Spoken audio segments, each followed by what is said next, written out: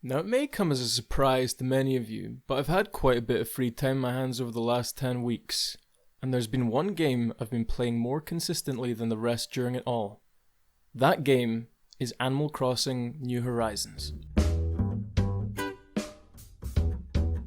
So New Horizons is my first Animal Crossing game in the series, and before I got pressured into buying it by my girlfriend, all I thought the game was going to consist of was being friends with a bunch of digital animals and running a town. I wasn't sure how I would feel about the game. Nevertheless, I chose it over the new Doom game and started playing immediately. Animal Crossing New Horizons is a game about community. A game where you build homes, shops, a museum, a town hall, and hopefully in a new patch, a coffee shop. It's a game which on the surface can seem very basic, but once you throw terraforming, paths, and being able to move almost anything on your island to another location, you can start to see some incredible feats of creativity. Speaking of creativity, look at some of these locations that people have been able to make. You really do just have to set your mind to an idea in this game, and with the tools you have, you can make some amazing islands for others to gawk at. Animal Crossing starts off quite slow as it adheres to a real-time system. The first week or so on your island is your tutorial, where you learn how to use tools, build and plant vegetation. The capitalist genius Tom Nook helps you in your journey, always giving good advice as to what to focus on. But the real loop of the game doesn't start until after the credits roll. That's right.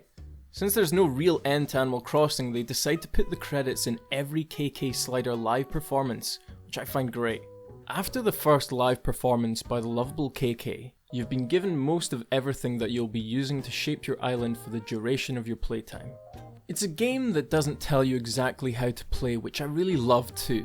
As soon as some people get terraforming, they completely revamp the landscape, whereas others like myself take it easy and do one project at a time. And that's one of the big reasons I'm hooked on this game. Not what the game tells you to do, but the objectives and projects that you give yourself.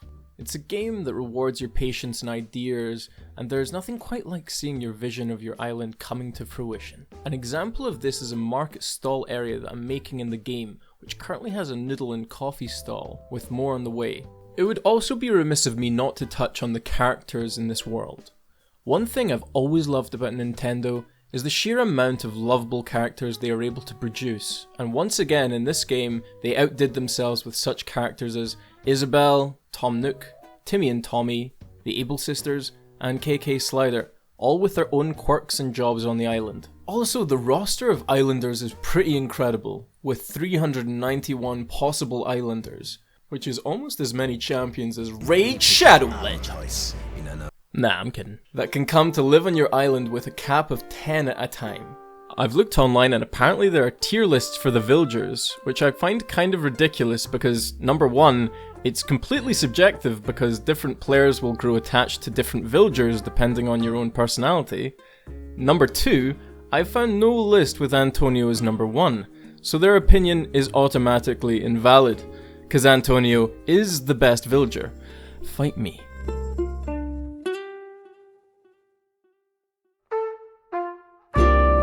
I think the answer is simple. Routine. In Animal Crossing, you have a routine which has been untouched by the situation we are currently all facing, because you can wake up, turn on your game, and go into your town without seeing face masks or social distancing. Because in this world, you still have chores to do. You still have to start on your next project and get that gift sorted for your villager because their birthday's coming up. It's a world that doesn't have the sweeping epic landscape of Breath of the Wild or the great swordplay of Fallen Order, because that's not what many of us need right now. Many of us need the peace to plant flowers, meet our neighbours, and shop for furniture. We need an escape to normal life. Something I will touch on is the Animal Crossing game series, even before this global pandemic, has helped those who have had trouble with depression, social anxiety, and many more mental health issues. This has been covered in depth way more than I'm going to get into by Boldly Wired's video on the topic, as it's one of those videos I watched on YouTube before buying this game. I'm glad that games like Animal Crossing exist. I truly believe this kind of game can help people from a mental health perspective. Not to be relied on, but it can be used as an aid in times of crisis. In conclusion, Nintendo dropped the perfect game at the perfect time. I myself am thankful I picked this game up and finally understood what all the ruckus was about. It's a wonderfully wholesome game that we all need sometimes. A warm blanket to wrap around yourself when times get tough and you just want to feel safe. Just the perfect game to get up to, brew your coffee, sit and play in the mornings. And if you guys don't mind, I'm gonna go fishing with my main man Antonio.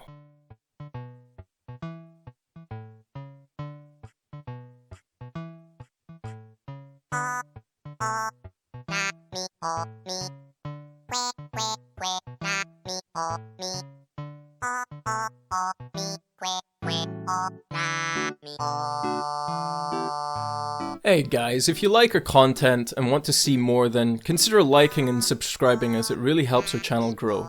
I've been James, ciao for now, and stay safe out there.